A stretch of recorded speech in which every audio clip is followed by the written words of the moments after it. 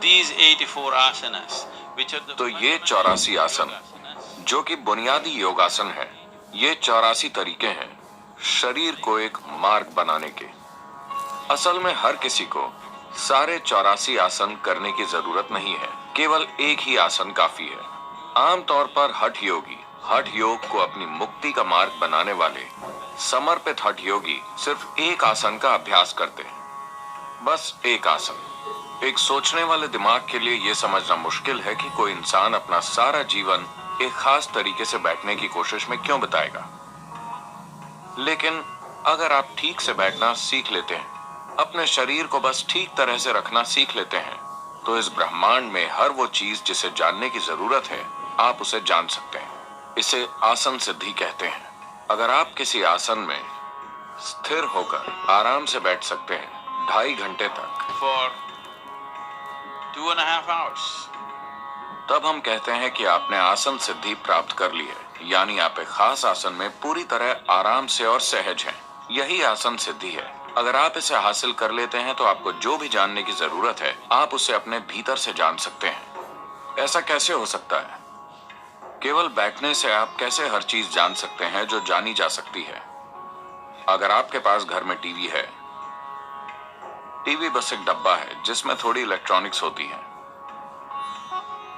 लेकिन यह अपने आप में एक पूरी दुनिया बन जाता है।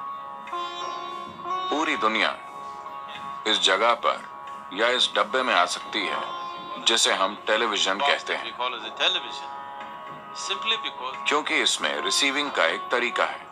अगर आप एंटेना सही तरह से सेट कर दें, अगर इसे ठीक से एडजस्ट कर दें, तो पूरी दुनिया आ जाती है आपके घर में या इस डब्बे में। अगर ठीक से सेट नहीं है तो टीवी वही है, इसमें सब कुछ है, पर वो कुछ नहीं कर सकता। एक इंसान भी ऐसा ही होता है। एक इंसान अभी जो है वो वैसा इसी आधार पर बनता है कि उसने क्या जाना या अनुभव किया है। किसी इंसान ने क्या जाना या अनुभव किया है, सिर्फ उसकी वजह से वो वैसा बन जाता है जैसा वो है। right now you are who you आप अभी जो हैं, वो अभी तक के अपने जीवन के अनुभव और बोध के कारण ही हैं। आगे भी आप उसी के मुताबिक बनेंगे जो आप भविष्य में अनुभव करेंगे। आप जो भी जानते या अनुभव करते हैं, वही आपको वैसा बनाता है जैसे आप आज हैं। तो योग की पूरी प्रणाली सिर्फ अनुभव या बोध को बढ़ाने में दिलचस्पी रखती है। तो अगर आप सही तरीके से आसन में बैठते हैं, अगर आपका अलाइनमेंट सही है और अगर ये किसी तरीके से ब्रह्मांडी ज्यामिति से मिलता है, 84 अलाइनमेंट्स हैं। अगर कोई व्यक्ति इन 84 आसनों का अभ्यास करता है या सिर्फ एक आसन में महारत हासिल कर लेता है और उसके माध्यम से बाकी 83 तक पहुंचता है, then तब वो अब तक सृष्टि में हुई हर चीज को जान सकता है, क्योंकि उस सब की याददाश्त आपके शरीर के भीतर मौजूद है। हम कह सकते हैं कि एक कोड के रूप में इसे जगाया और सक्रिय किया जा सकता है।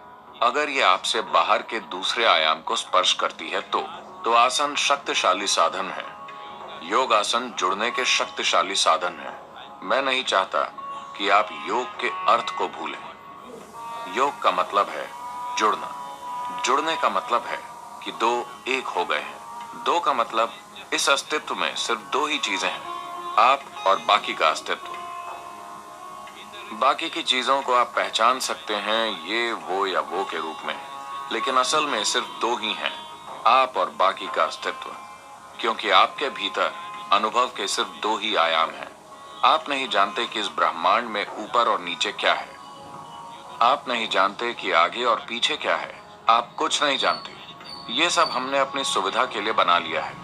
अनुभव के आधार पर वास्तविकता सिर्फ इतनी है कि किसी चीज को बाहर कहते हैं और किसी चीज को भीतर कहते हैं। तो अनुभव के ये दो आयाम हैं, भीतरी और बाहरी। तो योग का मतलब है इन दोनों को मिलाकर एक कर देना, बाहरी और भीतरी, आप और बाकी सब, आप और कोई और। जब आप और कोई और नहीं होता, तब सिर्फ आप और आप होते हैं, तब वो योग है। तो आसन इस तक पहुंचने का शारीरिक जरिया है। ये एक शारीरिक साधन है इस परम एकरूपता तक पहुंचने के लिए, क्योंकि शरीर के साथ काम करना सबसे आसान होता है। अगर आप अपने मन के साथ कुछ करने की कोशिश करते हैं तो ये कई तरीके से चालें खेलेगा। At least with the body. कम से कम शरीर के साथ आप इतना तो जानते हैं कि ये ठीक कर रहा है या ठीक नहीं कर रहा है, ये सहयोग कर रहा है या सहयोग नहीं कर रहा है। जबकि अगर मन पर बहुत ज्यादा दबाव डालते हैं तो ये आपके साथ हर तरह की चालें चलेगा। ये आपको हर तरह की चीजों पर यकीन दिला देगा और अगले ही दिन आपको धोखा दे देगा। लेकिन शरीर वैसा नहीं होता। आप इस पर यकीन कर सकते हैं। अगर आप इसके साथ समझदारी से काम करते हैं तो योगासन निश्चित रूप से परम एकरूपता की संभावना की ओर ले जाएंगे। In the meantime, इस दौरान इन आसनों के अभ्यास से, इससे पहले कि परम ज्यामिति के साथ ही अलाइनमेंट पैदा हो, एक भीतरी अलाइनमेंट पैदा होता है जिससे स्वाभाविक रूप से अच्छी सेहत, प्रसन्नता और आनंद और सबसे बढ़कर संतुलन प्राप्त होगा। संतुलन को मॉडर्न सोसाइटीज ने अनदेखा किया है और उन्हें आज इसके लिए भारी कीमत चुकानी पड़ रही है। आप चाहे जितने भी होशियार हों, आप चाहे जितने भी काबिल हों या पढ़े लिखे या योग्य हों, अगर आपके पास जरूरी संतुलन नहीं है तो आप सफल नहीं होंगे, अपने जीवन में बहुत आगे तक नहीं जाएंगे। so the most तो सफलता चाहने वाले लोगों के लिए सबसे महत्वपूर्ण चीज, चाहे वो कॉरपोरेट सेक्टर में काम कर रहे हो या वो राजनीति, सेना या किसी भी क्षेत्र से जुड़े हों, सबसे महत्वपूर्ण चीज है संतुलन। only if you have a balance. अगर आपके पास ऐसा संतुलन है जो बाहरी हालातों से नहीं बिगड़ता, सिर्फ तभी आप अपने भीतर की काबिलियत और बुद्धिमत्ता का इस्तेमाल कर पाएंगे। वरना आपके ज्यादातर शानदार गुण संतुलन की कमी की वजह से बेकार हो जाएंगे। और हठ योग का मतलब है संतुलन। Means balance.